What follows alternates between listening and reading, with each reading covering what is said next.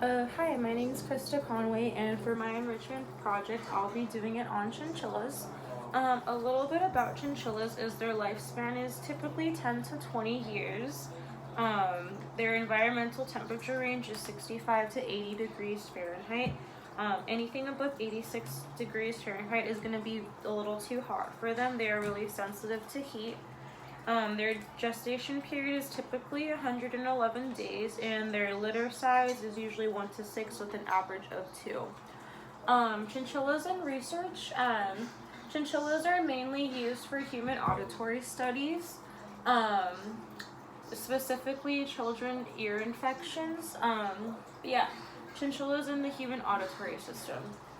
They have a very similar middle ear anatomy to humans, and they also have a very similar nervous system to humans, which makes them really good for these types of studies. They're used in research areas such as otitis media, hearing psychoacoustics, on ototoxicity.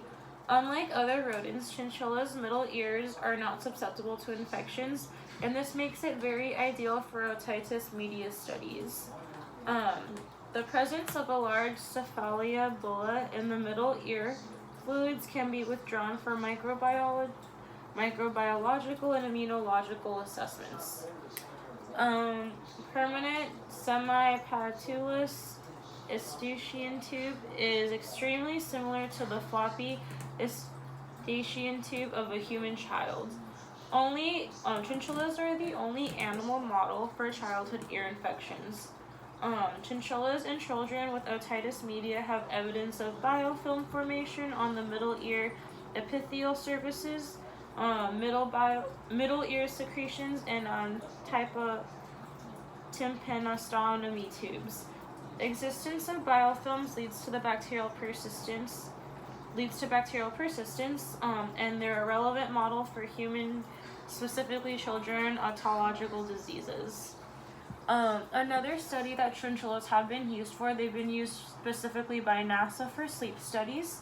Chinchillas and NASA, the United States National Aeronautics and Space Administration, has used chinchillas for sleep research studies. In those studies, they found that chinchillas typically sleep for 11 to 14 hours per day. They are very sensitive, so the slightest noises can be startling to them while they are asleep. These research has also shown that they are extremely light sleepers. They sometimes sleep with their eyes open, especially in new environments. They are crepuscular animals, meaning they are most active at the hours of dawn and dusk. But this does not mean that they are not active during the day and at night. They are still typically active in the day and at night. Much knowledge gained from studying these sleep patterns has been applied by NASA when assisting astronauts on their missions. Another study done by NASA, they used chinchilla hair to model for one of their new spacesuits. With a grant from NASA, a team of Brown and RISD students are developing a system to protect spacesuits from lunar dust. This suit is inspired from chinchilla hair to help prevent lunar dust from sticking to the suits, similar to a dust bath. So for my enrichment project that I did create for chinchillas was a dust bath. I have a little bit of information about dust bath and a picture of a chinchilla taking a dust bath. And then after I do explain that, I will go ahead and show that creation that I've made. So about chinchillas and dust baths. Enrichment is the action of improving or enhancing the quality or value of something. Dust baths are a natural behavior to keep coats clean and healthy. The dust bath keeps the fur smooth and silky. It can also be a relaxing and fun behavior for them. The dust absorbs oil and dirt, and whenever you are making a dust bath for your chinchilla, you always want to use store-bought chinchilla dust for bathing.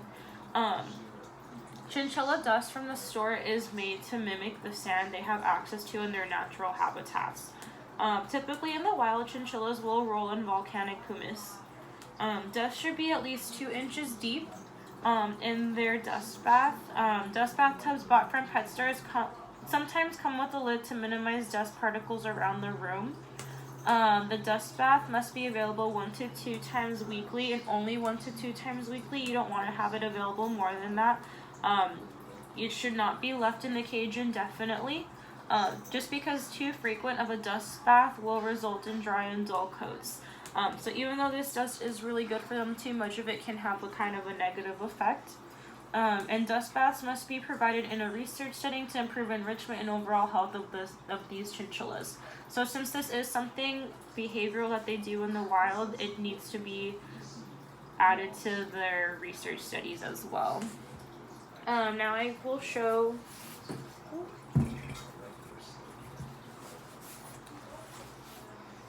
the dust bath I created out of recycled materials.